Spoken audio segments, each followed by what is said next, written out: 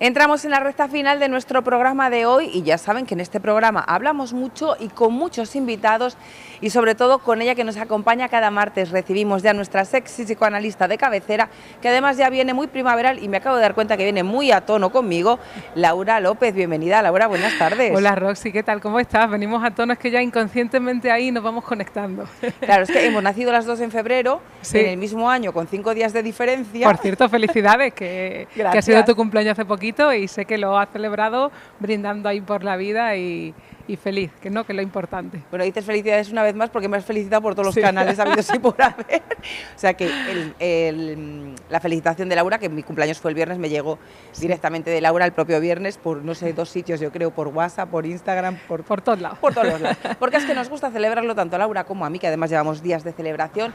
Y claro, cuando tú celebras, invitas a gente que a lo mejor hace tiempo que no ves y tienes muchas cosas de las que hablar. Sí. Laura, ¿de qué hablamos o qué queremos decir realmente cuando hablamos? Uy, es muy interesante esa pregunta porque, Rosana, en todas las personas hay como un doble discurso. Está lo que decimos y lo que realmente decimos con lo que decimos. Es decir, te voy a poner un ejemplo, ¿vale? Muchas veces a lo mejor traemos a un tercer personaje, hablamos de una tercera persona y ahí realmente estamos poniendo en juego algo que nos incumbe a nosotros. Claro, mi famosa amiga o mi amigo, ¿no? Ahí está, muy bien. Claro, que muchas veces hablamos porque hablar nos implica, ¿no? Y hablar de nosotros, de nuestras intimidades, pues claro, cuesta, ¿no? Y claro, a través de un tercer personaje, como ponemos en juego cosas que tienen que ver con nosotros. No hablamos de cualquier cosa, siempre están tocados por algo que tiene que ver con nosotros. Y también, por ejemplo, ¿no? El tema de cuando uno cotillea, cuando habla de otra persona, ¿no? Siempre también está en juego algo que a lo mejor, si critico del otro, es algo que yo no me permito hacer y lo pongo en juego en forma de crítica. Pero en realidad estoy hablando en mí algo que a mí no me es indiferente, que me atrae, que incluso a lo mejor a mí me toca y que me gustaría permitirme eso y no lo hago, ¿no? Que por eso digo que hay como una doblez en todas las personas, porque hay una censura, Rosana, hay una censura en todas las personas, que lo veíamos también incluso fuera de cámara, hablamos del tema de cómo a veces se utiliza el vehículo del alcohol para soltar ciertas cosas que realmente están en nosotros reprimidas y que cada persona puede hacer un uso o bien para ser un arma arrojadiza o bien para... Normalmente es para desinhibirte, ¿no? Pero ahí vemos que no es el alcohol el que te hizo hacer eso, es que está en ti de germen y utilizas eso para soltarlo, ¿no? Entonces, por eso que conocernos a nosotros mismos no es fácil, ¿no? Porque hay siempre como una doblez, ¿no? Hay un doble tú en ti mismo, ¿no? Bueno, el alcohol u otras sustancias estupefacientes, claro, ¿no? También, claro. Claro, lo que pasa es que muchas veces también se utilizan para evitar la realidad, ¿no? Igual que muchas veces hablar o criticar a otro o bueno, utilizar la prensa del corazón, etcétera, ¿no? Que también es asomarnos a una ventana a la vida del otro, ¿no? A ver si es normal o no es normal, pero muchas veces también se utiliza, digamos, para refugiarnos, para evitar cosas de la realidad que no queremos saber nada de ello y nos refugiamos en eso como que es un tema un poquito más de entretenimiento, ¿no? Que no nos implica tanto. Has dicho que hay gente que critica porque son dobles morales que tienen y que está hablando de sí mismo, pero hay otra gente que critica para hacer daño directamente, ¿no? Claro, que esos son diferentes. Claro, eso es peligroso, ¿no? Porque hay una especie de crítica que es un poco como más entretenida, ¿no? Como que no es tampoco... El cotilleo puro y duro. Claro, no es tampoco para hacer daño al otro, ¿no? Sino que es un poco para poner en juego esa chispa de la vida, para ver las diferentes formas de vivir, de hacer, de relacionarse, ¿no? Que ahí, bueno, ahí digamos que es un cotilleo más sano, ¿no? Pero mira, voy a hacer aquí un guiño a mi amiga María Oliva, que me hace mucha gracia cuando dice esto, que en su pueblo hacen así las señoras con la bata de guatine que hacen. ¿Tú te has enterado, Mari, de lo de la CRI, por ejemplo? Claro. Cada vez que lo hace, cuando estamos por ahí, me muero de la risa cuando lo hace. Claro, porque también nos toca a todos, ¿no? Que alguna vez también hemos utilizado eso, pues un poco para poner en relevancia algo que nos parece importante, que nos reímos, ¿no? Pero ya digo que utilizado de buena manera, sin esa maldad, sin esa inquina hacia el otro, sin criticar para destruir, ¿no? Porque hay una crítica que es constructiva o algo que uno trae de una persona también para utilizarlo para hablar de uno, para reírse de algo, ponerlo en circulación y despertar también esa chispa en una reunión, ¿no? Pero otras veces tiene más que ver con la envidia, con querer destruir al otro, ¿no? Vemos también los rumores, los bulos, que hablan también en cierta manera que tú estás poniendo Cuando tú hablas que alguien ha dicho qué, ya lo estás diciendo tú. La frase que tú traes también es tuya. Cuidado con eso, ¿eh? Porque si tú traes no sé quién ha dicho no sé qué, tú también lo estás diciendo, eres partícipe de eso, de alimentar ese rumor, ¿no? Cuidado con eso que decimos, porque el que lo dice es el que lo dice, aunque lo diga otra tercera persona, ¿no? Entonces muchas veces a través de los rumores, de cosas que se dicen de la otra persona, realmente se puede llegar a hacer mucho daño. Entonces, claro, que vamos avivando la hoguera. Claro, además que lo dices tú, eres partícipe de eso, ¿no? Porque una cosa es que te retires un poco y señales y no hagas juego en eso, y otra cosa es que lo traigas tú y también tú te haces cómplice de eso, ¿no? Pero además lo sueles decir para seguir haciendo leña del árbol caído. Claro, ahí está, ¿no? Entonces me parece importante reseñar que ahí se puede poner en juego la envidia, también el afán de destrucción, porque no somos tan amorosos y seres tan faltos de amor y necesidad de cariño, ¿no? Que a veces también salen esa agresividad hacia el otro que entra en juego, ese no tolerar las diferencias, esa envidia, eso que el otro tiene y tú lo quieres destruir, ¿no? A través también de la palabra, que se puede hacer mucho daño. Y esto viene también de la infancia, Laura, viene de traumas infantiles, de cómo se portaron en tu familia, de cómo se comportaron contigo en el colegio, si te hicieron bullying cuando eres mayor, tiendes a repetir el patrón, pero a la inversa, de en vez de ser tú la víctima, ser el acosador. A mí me parece que no debemos utilizar y recaer en cosas que ya han pasado de nuestra infancia, porque si no es como tú te pones un escudo y dices, es que a mí como me hicieron esto, yo también lo hago. No, eso no debemos caer en eso, ni tener que justificar una acción de alguien por algo que le pasó en el pasado. No creo que debe estar permitido, porque eso no justifica que uno reaccione de una manera o de otra, ¿no? No, pero yo me refiero a si son esas personas que repiten este tipo de patrones o no tiene nada que ver. No tiene nada que ver, porque muchas veces es una decisión en cada persona cada vez, ¿no? Es hacer el bien o hacer el mal, es o utilizar al otro como mi compañero, desplegar ese amor, o que salgan en mí todo eso. Bueno, en ese sentido sí es un poco infantil, esos instintos infantiles o primitivos que tienen que ver con nuestro narcisismo, con el odio, con la envidia, con los celos, que son el germen de todas las personas, que todas las personas están y se pueden desplegar de una manera o de otra. Y ahí, por ejemplo, vemos que puede estar en juego la envidia, porque es querer destruir al otro, pero es una decisión de la persona, ¿no? Porque al final eres tú el que quedas mal, porque tú eres el que hablas mal no de esa persona, sino de ti, de cómo tú eres. Entonces ya ahí las otras personas que están alrededor se dan cuenta, dicen, mira, igual que tú criticas al otro y que le tiras al barro, esta persona va a hacer lo mismo conmigo, ¿no? Es decir, que tú eres el que te denuncias. En realidad, tu manera de comportarte, tu manera de relacionarte con los demás, ¿no?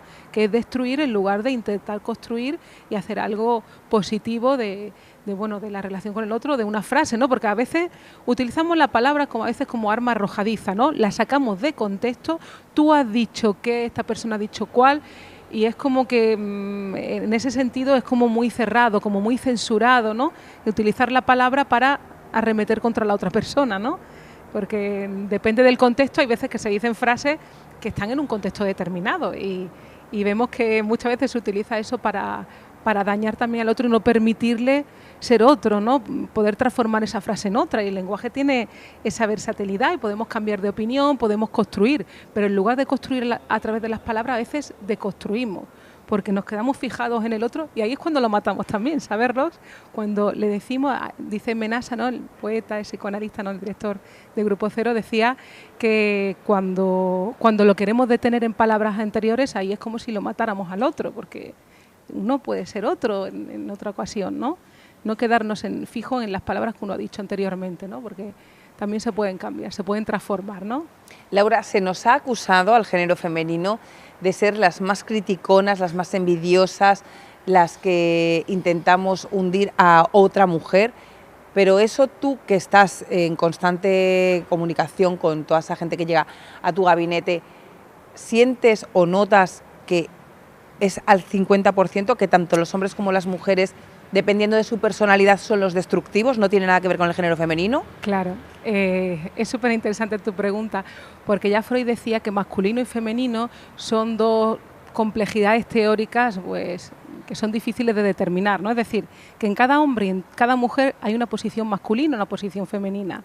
Ahora, digamos que cerrarlo al género, pues es una cosa como muy prejuiciosa, ¿no? Claro, que nos han ido acusando de siglos atrás. Claro, pero a ver, es cierto que la mujer, ya digo, hay una parte masculina, otra femenina, ¿no? Y que también hay diferentes maneras a lo mejor de posicionarte frente al cotilleo, a las relaciones, ¿no? Vemos, por ejemplo, que está la prensa rosa, pero el hombre también mira la prensa rosa, ¿no? Y hay periodistas de prensa rosa. Claro, hay periodistas de prensa rosa, pero también están las revistas deportivas, ¿no? Que también hablan un poco en ese otro tipo de cotilleo, pero también habla de que ha pagado tanto por tal jugador, que le ha pasado tal cosa, ¿no?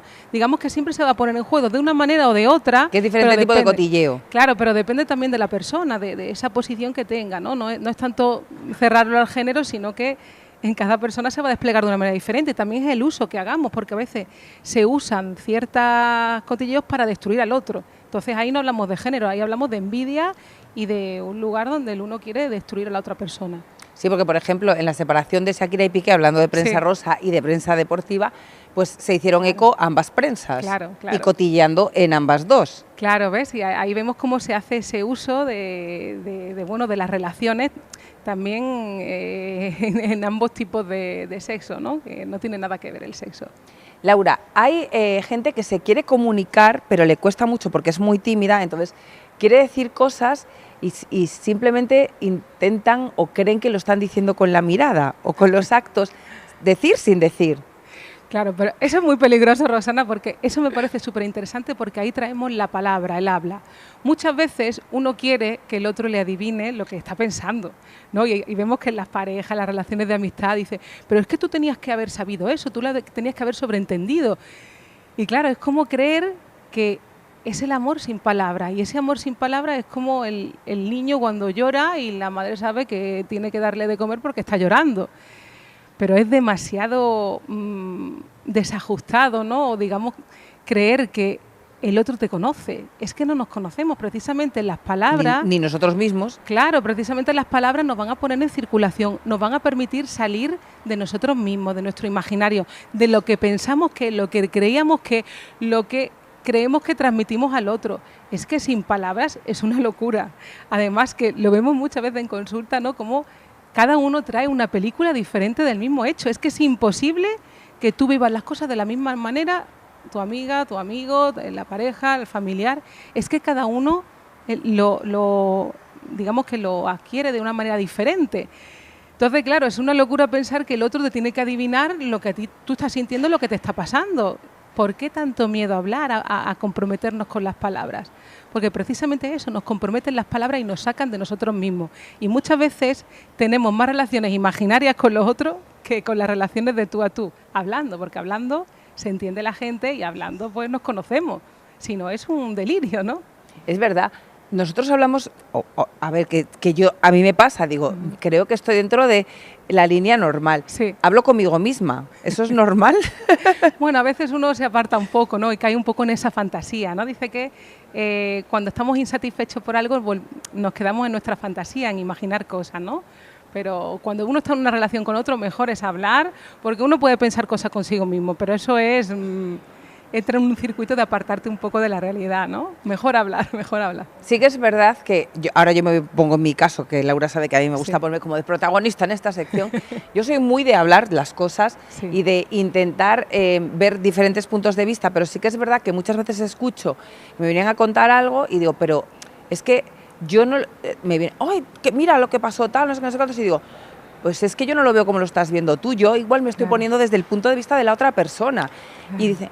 pues yo no lo había visto así, claro, porque la otra persona no le está diciendo las cosas realmente como las estás sintiendo. Y digo, pues yo poniéndome en el otro lado, digo, creo que en este caso tiene la razón la otra persona, o en este caso la tienes tú, pero es que no te has puesto a pensar cómo puede estar sintiendo él, porque yo no te estoy entendiendo lo que me estás contando. Entonces, si yo no te lo entiendo, la otra persona posiblemente tampoco. Claro, sí, ahí vemos como que hay una doble interpretación, ¿no? Cada uno interpreta, una cosa es lo que el otro te dice y otra cosa es lo que uno interpreta, ¿no? Entonces, claro, es interesante eso que pones en juego, porque sí que es cierto que si uno se queda en su soliloquio, ¿no? Pensando en sí, en su monólogo, pensando en sí mismo, en cómo interpreta las cosas, tiene una sola mirada de esa... Es como si vemos un un objeto y tú estás viendo una perspectiva y yo estoy viendo otra, ¿no? Poner en juego no es cuestión, yo creo que lo importante en la comunicación, que no es cuestión quién lleva la razón, porque si no es como si redujéramos, como si quisiéramos que hubiera una verdad absoluta.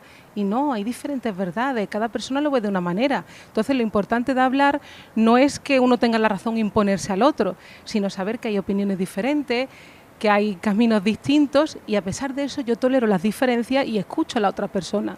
Pero si yo quiero imponerle mi verdad o que las cosas son como yo las miro, como yo las pienso, es imposible, ¿no? El otro día me mandaron en un grupo que me pareció muy interesante para ver cómo nuestra percepción nos engaña, ¿no? Era como una fotografía de, no sé si eran dos animales que tenían el mismo tamaño, dibujados, pero según la perspectiva de fondo, uno parecía más grande que el otro, ¿no? Entonces, claro, muchas veces tenemos que tener en cuenta que siempre, no muchas veces, sino siempre los sentidos nos van a engañar y lo que escuchamos también es lo que queremos escuchar, también forma parte de nuestro deseo. Hay frases del otro que no voy a escuchar y siempre lo voy a transformar en mí, en lo que yo deseo, en lo que yo espero de. Entonces eso lo tenemos que tener en cuenta, que a veces no escuchamos, ¿no? Porque hay esa censura en nosotros. O que nos falta parte de la información que el otro no nos está dando.